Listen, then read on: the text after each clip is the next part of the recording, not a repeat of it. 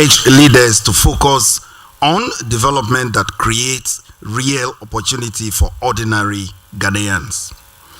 Nana, you have spoken about the need to empower Ghanaian enterprise, to support education, and to build an economy that produces, not merely an economy that trades. Nana, these messages align closely with what economic history teaches us, and that is that prosperity follows discipline and stability follows credibility. Nana, your visit today is therefore not merely symbolic to us at the Bank of Ghana. It is very, very timely. Ghana's recovery, as we've seen so far, must now move beyond better statistics to better livelihoods for Ghanaians. It must translate into jobs for the youth, stronger local industry, affordable credits for enterprises, and that does not reignite inflation, and a financial system that supports enterprise and long-term investment. Nana, the Bank of Ghana is fully committed to playing its role firmly, independently, and professionally, so that the gains we are beginning to see will become durable and inclusive. Nana, we are grateful for your presence, your counsel, and your lifelong commitment to peace, unity, and national progress. Nana, your leadership reminds us that stability, whether social or economic, is built patiently, protected deliberately, and sustained through collective responsibility. Akwaba, Otumfuo, Medase.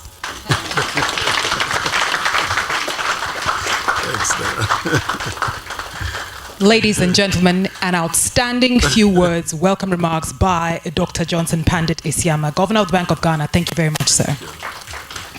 Your Royal Majesty, you may have enjoyed your tour of this building. It is beautiful, it is strong, it is what we like to call Africa's prosperity. But I dare say that what actually makes my dear brothers and sisters here at the Bank of Ghana flourish and thrive every day is the Bank of Ghana choir and their voices. And so, ladies and gentlemen, this is hardly ever done. Few organizations have their own choirs. Thank you so much, Bank of Ghana, for lending us the voices of the melodious voices of Exchequer. Ladies and gentlemen, Your Royal Majesty, please enjoy.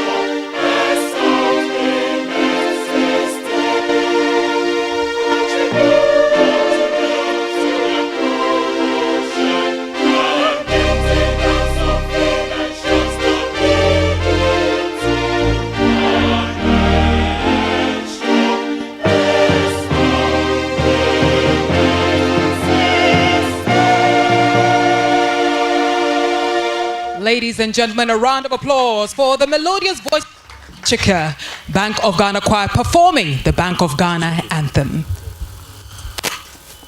And now it gives me great pleasure to hand over the floor to our super guest of honor. His Royal Majesty, Otumfuo Osei Tutu II, will now share his words. Ladies and gentlemen, please be upstanding and acknowledge his presence.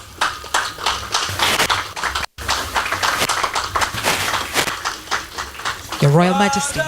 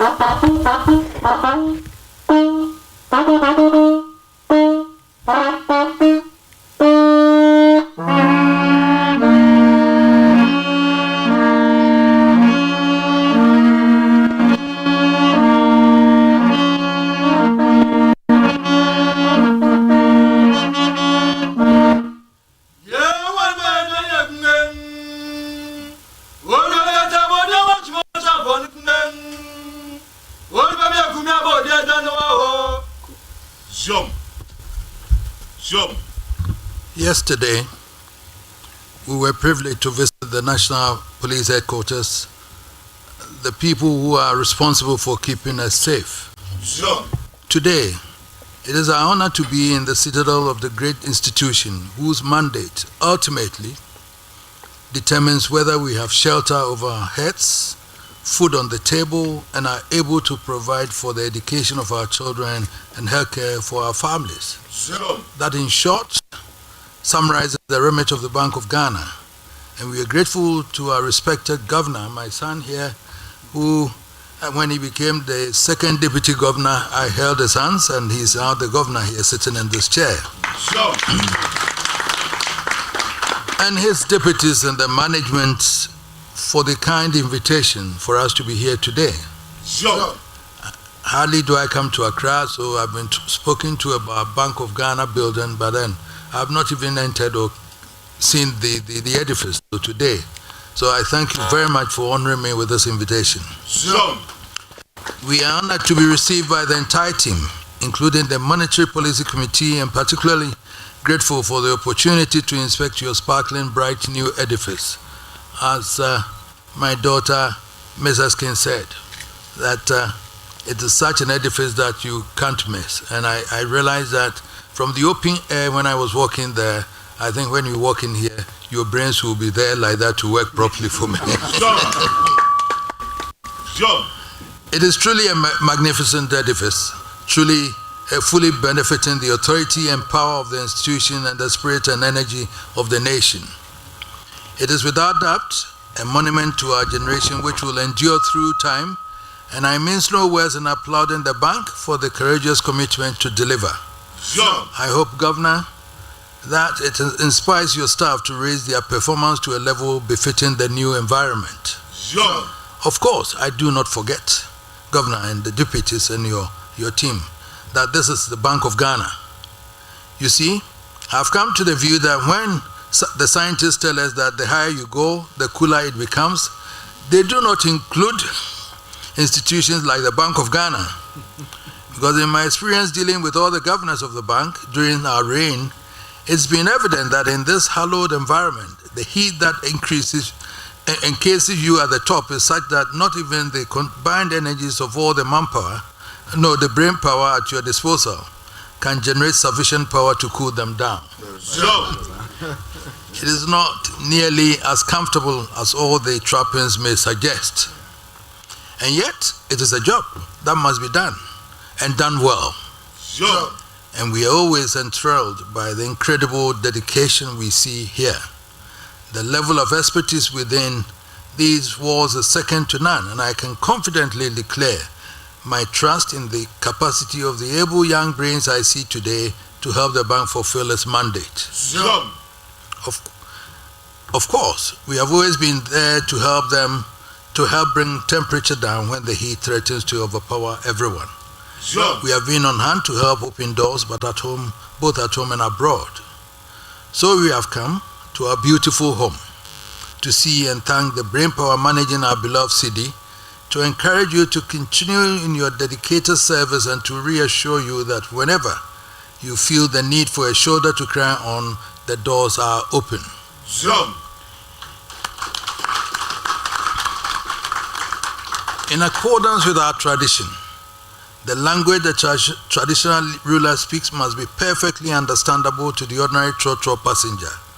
So when we speak of the mandate of the bank and the work you do, we do so without any pretensions and simple layman's language, so that anyone from the ordinary person to the invested on can understand.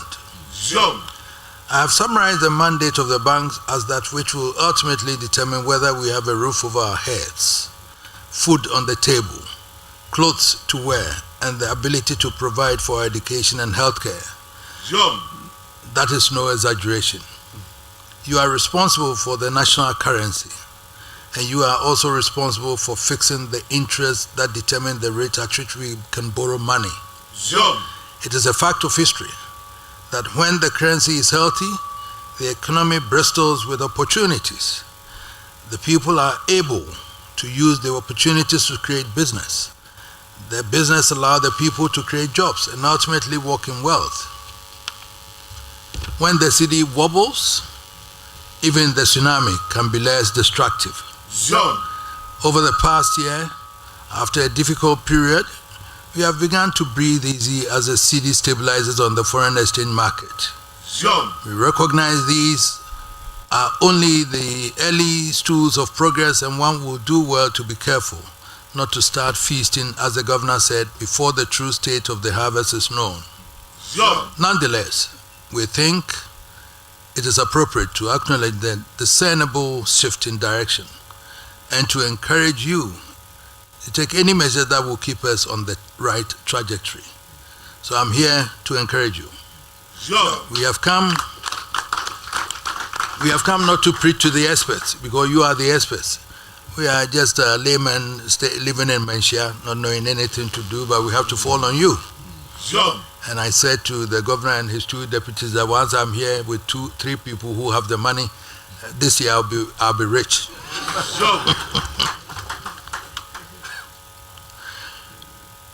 We have come not to preach to the experts, but to listen, and I thank the governor for the arrangements for a private session where we can exchange views on issues that must necessarily be heard behind closed doors. I hope the unavoidable attention being paid to the city does not mean we are relegating the second mandate of the bank, which has to do with interest rates, to the back burner. I noticed that interest rates too have begun coming down, but from past experience, we are going to find ways of accelerating the pace. Let me be as blunt as I can. No amount of investment by government on its own can scratch the surface of what we need to give ourselves a sound economy. Nor can we expect in this era of international discord to rely on foreign investments of any significance. This moment calls for a massive push to stimulate domestic private investment in industry. That cannot happen with interest at their current cutthroat rate and level. The challenge I leave with your creative brains is to fashion how you move the economy from the crippling high interest regime to the level where it becomes a stimulant of business and wealth creation. The second issue I wish to touch on is the bank of the public in the public sphere. This is a unique institution with a mandate that ultimately affects every citizen of the land.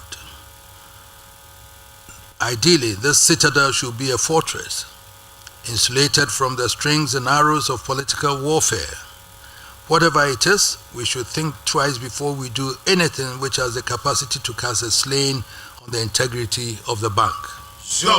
I will appeal to the nation, to both sides of the political divide, to give the governor, my son, and his team a chance. Give them the respect and the space to perform their professional duties. Support them along the right path and offer counsel as necessary for the good of the bank. This is our bank we have entrusted to them. It is our lives we have placed in their hands. If they fail, we risk collapse. If they succeed, we walk in wealth and glory. Thank you, my son, Governor. And thank you, the deputies and the management board. Thank you also for the MPC and the executive. Thank you, management and staff. May we be showered with the blessings of peace, prosperity, wealth, and happiness to the glory of God and Mother Ghana. Thank you very much.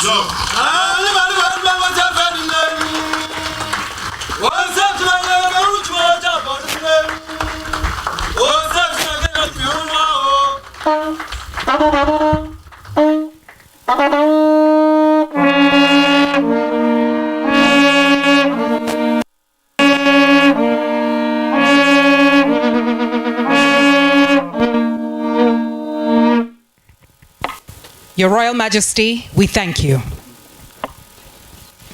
Ladies and gentlemen, on the program, you will see there's a small, short slot for interaction with management and the board of directors on economic developments. I would like to give the floor 15 seconds to ask or to make one important contribution here in the presence of His Royal Majesty. Is anybody bold enough to target this, add this to your 2026 targets and KPIs?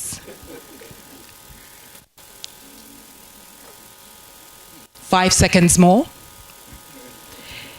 Then I take it that we have enjoyed the welcome remarks, we have enjoyed the contributory remarks by our special guest of honor, and I may ask you for a resounding round of applause.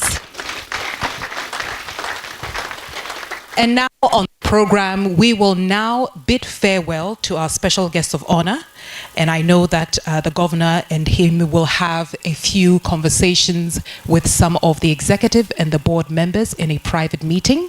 So ladies and gentlemen, may I humbly ask that you remain seated, or actually remain in your seat while we bid farewell to His Royal Majesty Otumfuo Osei Tutu II.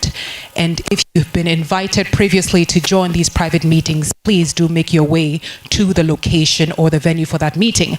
Until then, we would like to bid farewell to you, Your Royal Majesty Otumfuo Osei Tutu II, King of the Ashanti and leader extraordinaire. Ladies and gentlemen, please, a round of applause for our special guest of honor.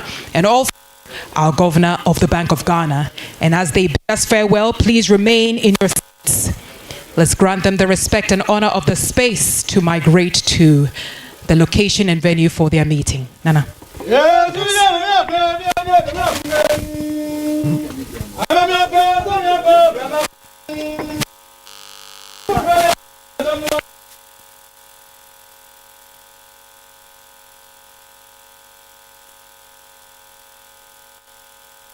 Humbly ask the Ghana Armed Forces Band to provide us with an interlude as our special honor.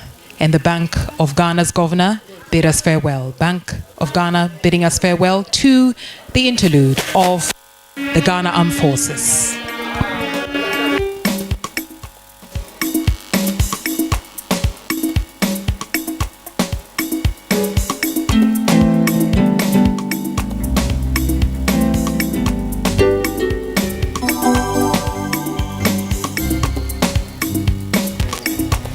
Ladies and gentlemen, as we enjoy the musical interlude from the Ghana Armed Forces Band, please remain in this room for a small cocktail, some finger food, something to drink before you depart.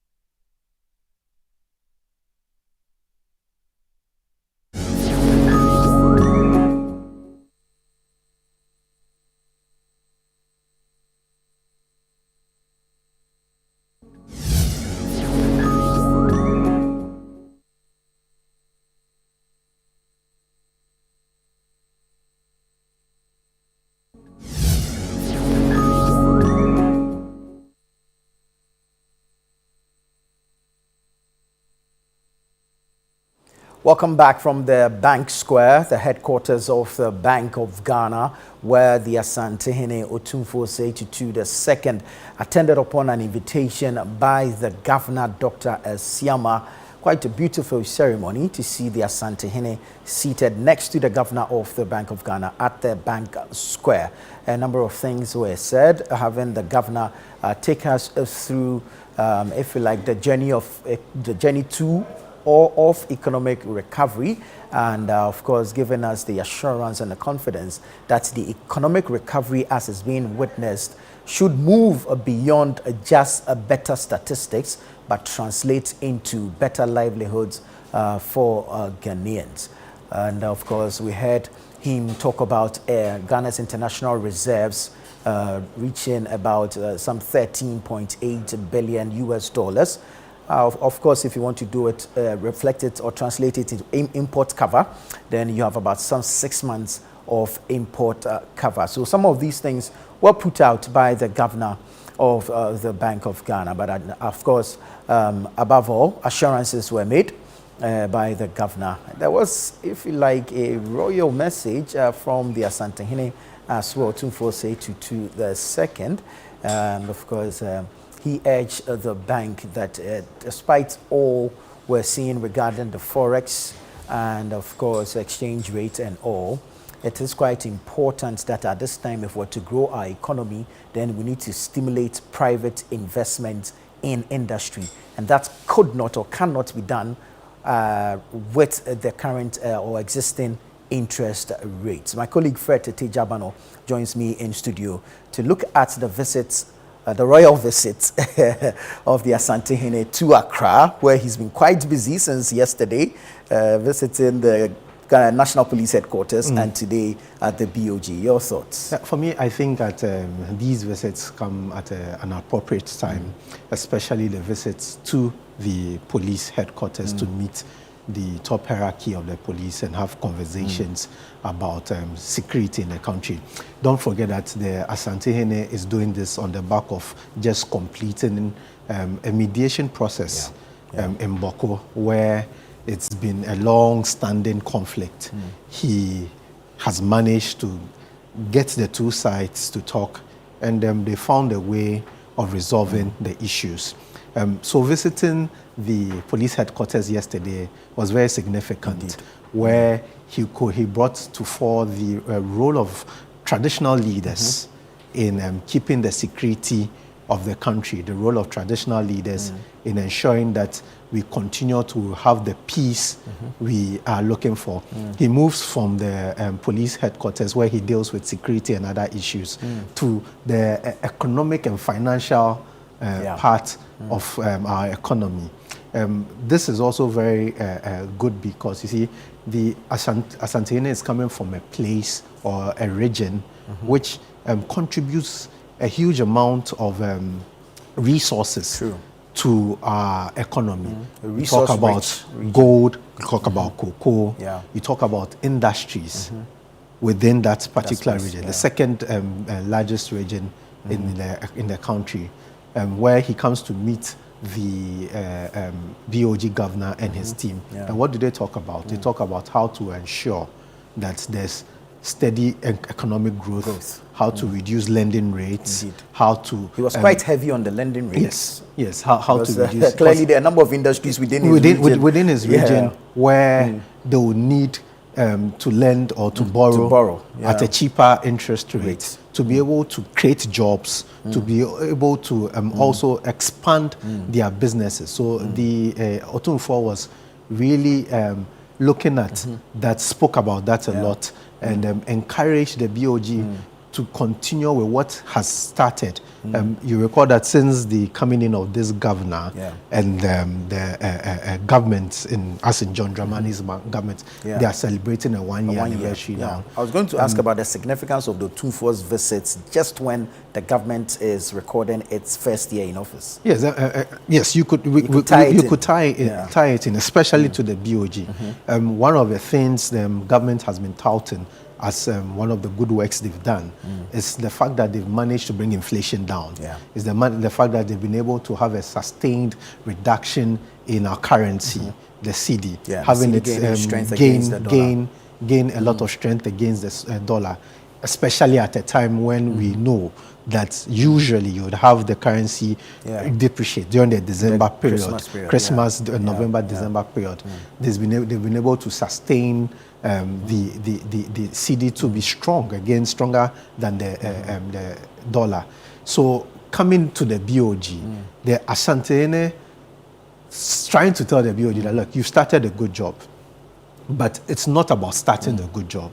How do you sustain it and maintain it and ensure that businesses are confident that, look, whatever we do, these are the things where these are the economic environments which are quite good, where we could work with and also plan and ensure that we are having economic growth in all sectors. So the Asantehene raised some of these issues. The BoG governor also indicated that, look, they are doing everything possible within their space to ensure that some of these things are maintained, to ensure that they create the economic environment from the monetary aspect for businesses to thrive. So the Asantehene's visit looks good.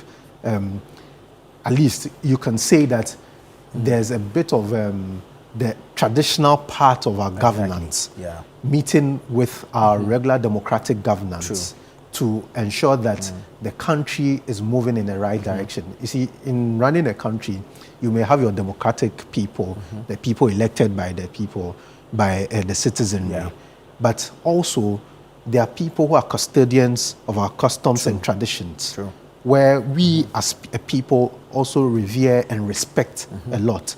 They have a lot of say, they have a lot of influence in the way we do our things as a people. Anytime you would have to engage these people, when these two different, the democratic parts come and the traditional sit together, and you see there's a lot of collaboration, eventually the winners are the people. And this is a good move by the Asantehene and the various groups, the police service and the BoG.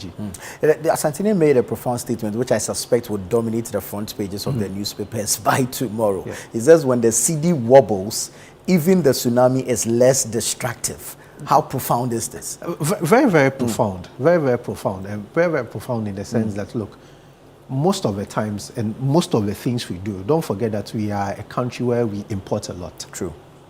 We are we import more than we export. We have an import-driven economy. Exactly.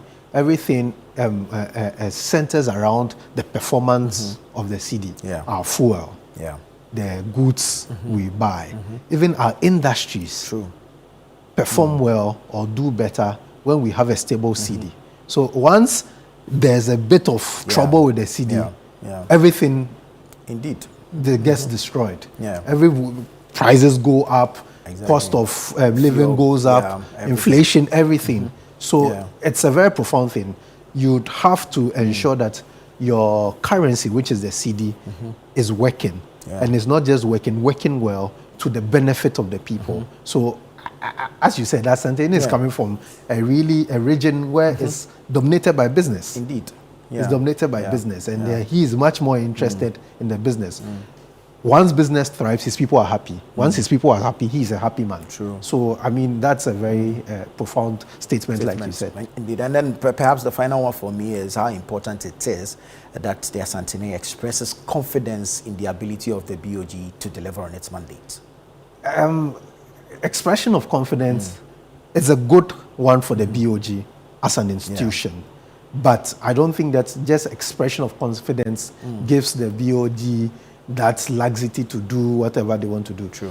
Having that come from the Asantehene is a really good one for your outlook, for your institution. But it doesn't just end there. You need to put in more work. You need to put in more effort. You need to be more disciplined in the way you do things. So yes, kudos to the BoG for getting these good marks from the Asantehene. But it doesn't just end there. I think the BoG needs to ensure that going into 2026, that discipline, economic discipline, which we need as a country, that monetary discipline, which we need as a country, that fiscal discipline, which they would work with the finance ministry, is kept so that we could have a better economy. They say Ato is forcing, so he's dealing with the fiscal side. Then it's for the BoG to handle the monetary side. Yes, once the fiscal side is forcing, the monetary side is also forcing. So kudos to the BoG for now. For now that we enter into 2026, we see how their policies is going to drive economic growth and what is going to happen from there. Very well, Fred. Thank you so much. Fred Tete Jabano is my colleague here at ChannelOne Television, and we've just been having a conversation around the visit by the Asantehene Otumfuo Osei Tutu II. First to the National Police Headquarters yesterday, where he called on the Inspector General of Police, Christian Tete Yohunu, and then today to the Bank Square, the headquarters of the Bank of Ghana, where he paid a royal visit to the governor, Dr.